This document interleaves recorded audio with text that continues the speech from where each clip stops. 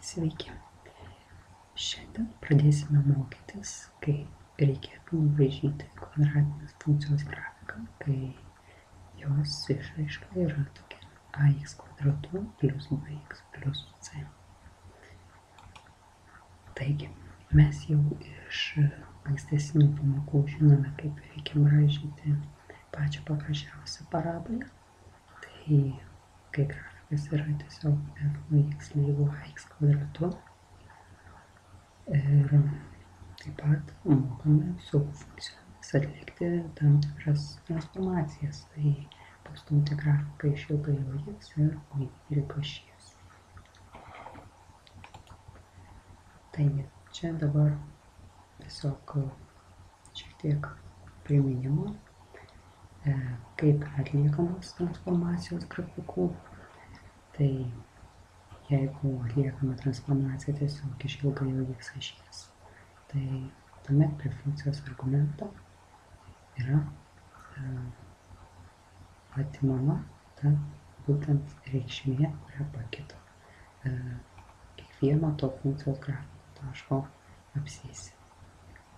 Reiškia, jeigu yra pastumama į dešinę, tai yra m yra daugiau už nulį, vadinasi atimame tą m reikšmę, lygiai taip pat atimame, tik tai jau m tuomet būna mažiau už nulį, jeigu pastumame į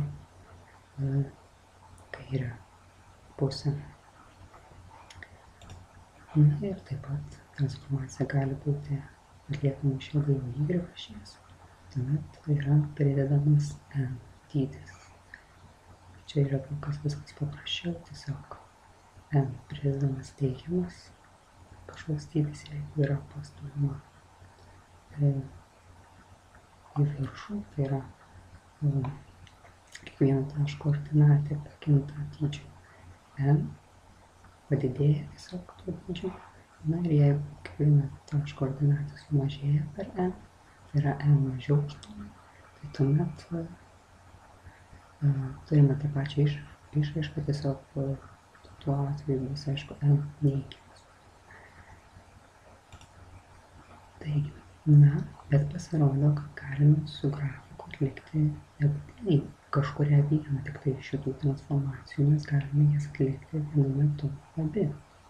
Tai yra, pavyzdžiui, pastumkime pirmiausiai šitą duotą grafiką į dešinę, tai yra atliksime transformaciją iš ilgojo x ašies, na dabar dar pastumkime į viršų.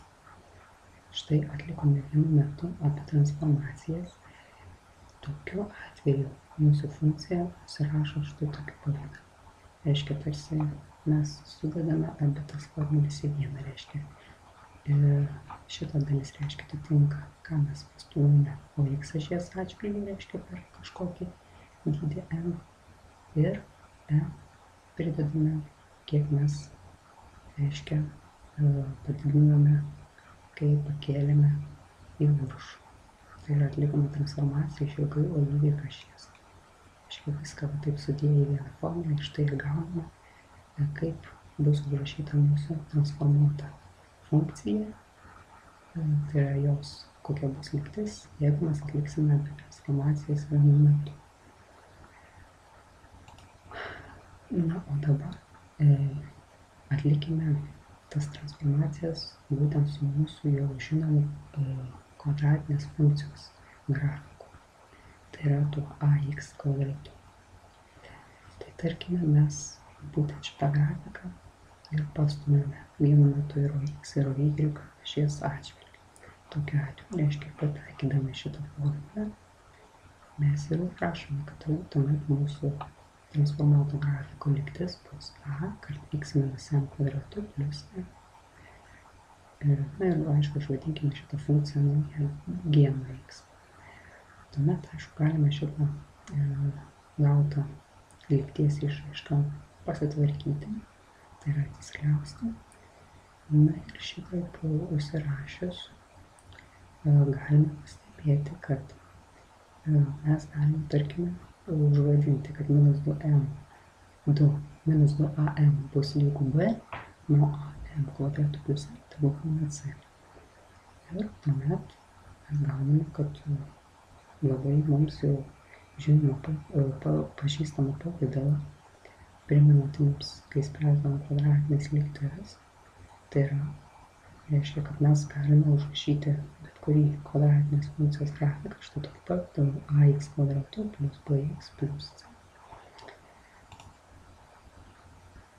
Bet žinoma, aišku, tai yra ne vienintelis būdas užrašyti parabolės lygtį, tai yra bet kurios parabolės lygtį, bet žinoma, lygiai taip pat galime tą patį pritaikyti, ką mes jau užrašę iš pat pradžių, dar prieš pertvarkydami šitą reiškinį. Na ir žinoma, šita lygtis parabolės yra vadinama dar kitaip bendroji parabolės grafiko lygtis. O dabar pamėginkime išsiaiškinti, kokios bus m ir n reikšmės, tai yra kokią prasmę turi šios reikšmės, jeigu mes būtent užrašome parabolės lygtį tokiu pavidalu. Čia tai aišku tiesiog koeficientai yra a, b ir c. O ką jeigu mes užrašome tokiu pavidalu, galbūt kažkokią prasmę turi tos m ir n reikšmės. Pasirodo, jos turi ir pažiūrėkime kokią. Tai tarkime, nubražykime tą mums jau žinomą paprastą grafiką ax kvadratu. Na ir pertransformuokime grafiką, reiškia, pastumkime jį per 2 vienetus į dešinę pusę ir per 4 vienetus žemyn. Transformuotas grafikas atrodys štai taip, kaip matome paveiksliuke dešinėje pusėje. Na ir atkreipkime dabar į abiejų grafikų viršūnių koordinates. Matome, jog paprasta parabolė, kurios lygtis yra ax kvadratu, tai jos viršūnė yra taške 0, 0. Na, o transformuota parabolė, tai matome, jog jos viršūnė yra taške 2 ir minus 4. Na ir tuomet funkcijos lygtis pasikeičia štai taip. Iš mūsų turėtos ax kvadratu jį tampa a kart x minus 2 keltą kvadratu minus 4. Vadinasi, galime teikti, kad jeigu yra užrašyta mūsų parabolė štai tokiu pavidalu, tai m ir n reikšmės bus atitinkamai abscisė ir ordinatė taško, kuris yra parabolės viršūnė.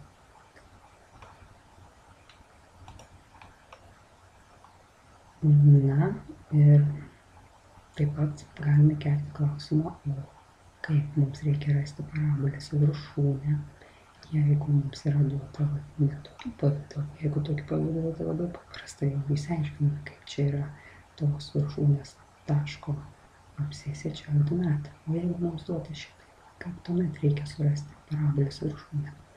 Na, čia nebūtina, aišku, žiūrėti į visą tą išvedimą, čia tiesiog parodo tarsi, kaip tas yra daroma. Reiškia, galime vėl tarsi jau pažiūrėti, ką mes buvom gavę, kai mes buvom atskleidę šitą reiškinį.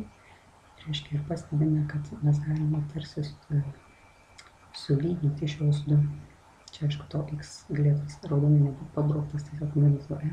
Reiškia, mes galime šitos du koeficientus sulyginti, nes jie yra prie x.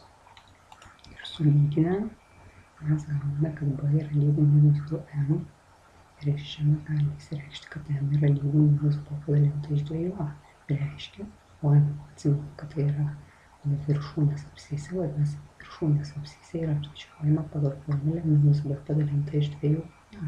Jeigu yra užrašyta štai tokiu pavidalu parabolės lygtis. Na ir aišku, dar yra sutinkamas štai toks užrašas, reiškia parabolės abscisė yra parabolės viršūnės taško abscisė, reiškia yra dar žinoma štai tokiu užrašu, reiškia x viršūnė sureiškia su tokiu indeksu v. Na, o parabolės viršūnės ordinatė yra randama labai paprastai. Reiškia, jeigu mes tiesiog kaip ir bet kurios funkcijos taško ordinatė yra randama kaip. Jeigu mes žinome abscisę, reiškia ordinatę randame tiesiog į tą funkciją ir vietoj jos tos funkcijos argumento įsistatydami tą žinomą abscisę. Tai ir šiuo atveju reiškia, jeigu žinome viršūnę apsiskaičiavom, tai tiesiog į tą formulę įsistatome gautą reikšmę ir gausime viršūnės taško ordinatę, kuri taip pat turi tokį specialų pažymėjimą y su indeksu v. Na ir dabar pamėginkime atlikti užduotį.